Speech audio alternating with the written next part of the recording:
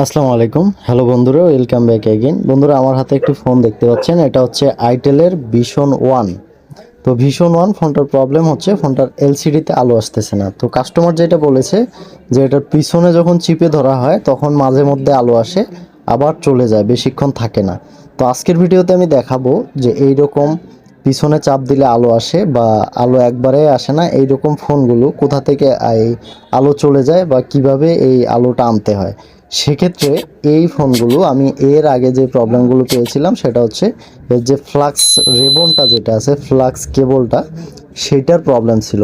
তো আজকের ভিডিওতেও আমার সেই রকমই সমস্যা মনে হচ্ছে। তো চলুন আপনাদেরকে সাথে নিয়ে কাজটা করা যাক। তো ফোনটা কিন্তু সুইচে যখন চাপলাম টুইজার দিয়ে তখন কিন্তু চালু হয়েছে, ভাইব্রেট করেছে। তো এই যে শুনুন, এটা কিন্তু সাউন্ড হয়েছে, বাট এর কোনো এলসিডিতে কোনো লাইটিং নাই, প্লাস কোনো গ্রাফিক্সও দেখতে পাচ্ছি না।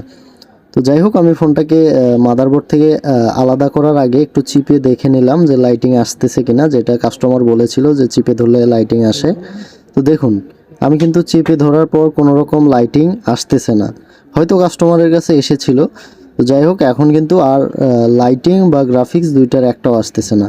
তো আমরা প্রথমে এটাকে খুলে নিব। খুলে এর এলসিডি থেকে শুধুমাত্র মাদারবোর্ডটাকে আগে আলাদা করব।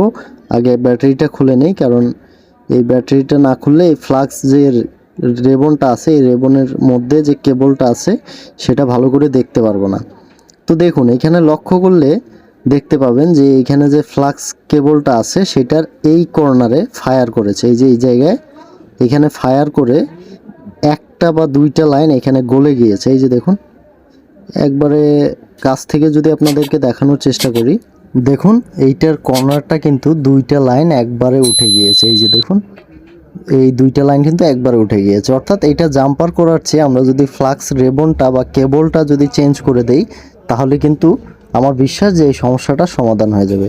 তো আপনারা সাথেই থাকুন, দেখুন কিভাবে সবচেয়ে ইজিলি কোনো রকম হট এয়ার গানের সাহায্য ছাড়া আমরা এই যে ফ্লাক্স কেবলটা নিয়েছি বা এলসিডিটা নিয়েছি, এই এলসিডি থেকে এই ফ্লাক্স কেবলের যে কানেক্টরটা সেটাকে আমরা রিমুভ করে এইটাতে লাগিয়ে দেব। তো সাথেই থাকুন, আশা করছি ভিডিওটি যদি দেখে নেন তাহলে আপনার এইরকম ফ্লাক্স কেবল বা রেবন চেঞ্জ করার সময় বা কানেক্টর চেঞ্জ করার সময় আপনাদের খুবই ইজি হবে বা কোনো রকম ড্যামেজ হবে না। তো এই ফ্লাক্স রেবনটা থেকে যে কানেক্টরটা আছে সেটাকে রিমুভ করার জন্য আমি একটা ব্যাটারি উপরে দিয়ে নিলাম যাতে করে এটা নড়ে না যায়। দেওয়ার পর এখানে দেখুন আমি একটু ফ্লাক্স পেস্ট দিয়ে নিলাম যাতে করে ইজিলি এটা ছুটে আসে। আর আর আমার এখানে দেখতেই পাচ্ছেন জায়গাটা অনেক ছোট, যে কারণে হচ্ছে অল্প জায়গার মধ্যে কাজ করতে হয়। আর এবার যেটা করব, আমি জাস্ট নিচে আয়রনটা ধরবো, ধরার পর দেখুন কিভাবে সিম্পলি এটা উঠে আসে।